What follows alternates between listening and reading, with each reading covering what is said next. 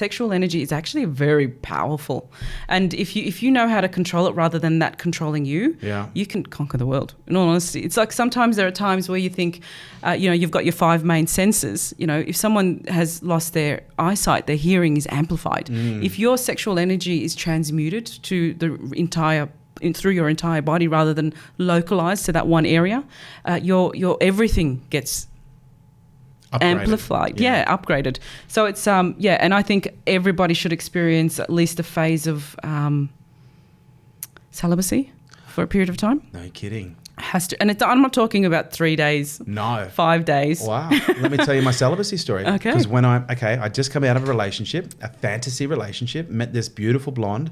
We're in a relationship. I think we hit 6 weeks, which is one of the shortest relationships I've ever had, by the way. I'm normally, someone who's into the longer term style. But what was interesting is the relationship ended via text message, I might add. First time I've ever been dumped by text message. And I've never been dumped before at this stage. And I was like, holy shit. I was like, wow, so this is what it feels like. So it was really humbling to put me in the perspective of the other. And I've never just dumped anyone and done it in a harsh way, but I've always found it very interesting that when I'd break off a relationship, I was like, well, you kind of just get it together. Like, it's not the end of the world, you will recover. But then all of a sudden I started having that feelings of loss. And I was like, wow. And it was like 2 days I experienced pain. And I was sitting in my bedroom, and I literally I used to have Napoleon Hill Think and Grow Rich beside my bed for like probably 7 years, and I grabbed the book and I pulled it over, and I was like, and I looked up at the sky. I was like, Napoleon, I'm asking you for some support right now. Give me some support. How can I move through this? And I opened the book, and it fell open at chapter 13, Power of Sex Transmutation.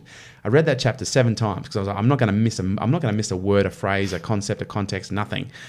And then the next day, I started my study for Kundalini and Tantra. And that was the next day I went celibate for 7 months. Oh, 7 months. That's now, it. Mind you, I had just bought a business that had been struggling. It struggled to turn over $320,000 in the previous 12 months.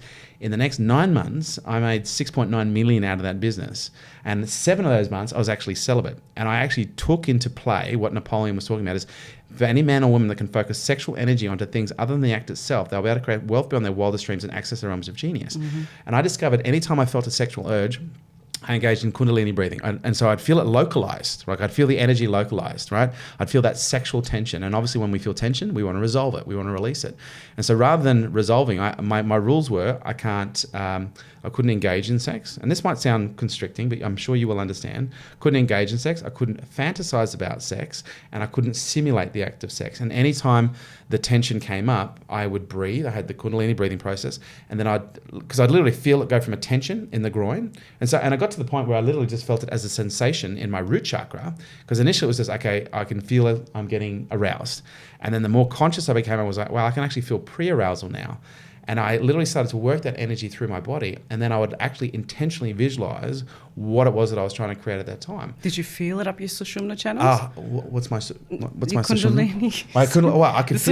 I'd feel it moving up my spine, and I'd feel this warmth in my chest. And then I'd literally visualize what it was that I was trying to create.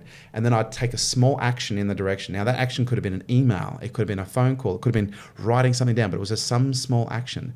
And I'm not kidding. Every single person around me started to go, what the hell are you doing? I didn't tell a lot of people this, but they were going, dude, there is something about you right now. Like, what the hell are you doing? And my business partner at the time was going, you're a magician. He goes, I've never fucking seen anything like that. You're a magician. And I started to tell people, I'm going celibate. And everyone was like, celibate? So that's the key? I was like, yeah. I think my most successful mate lasted 3 days.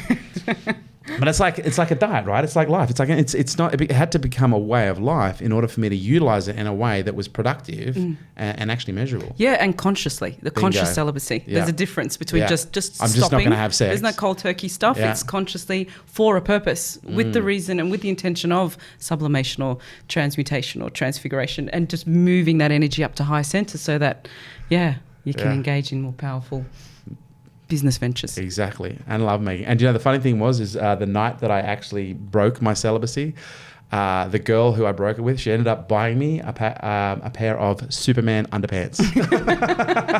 True story.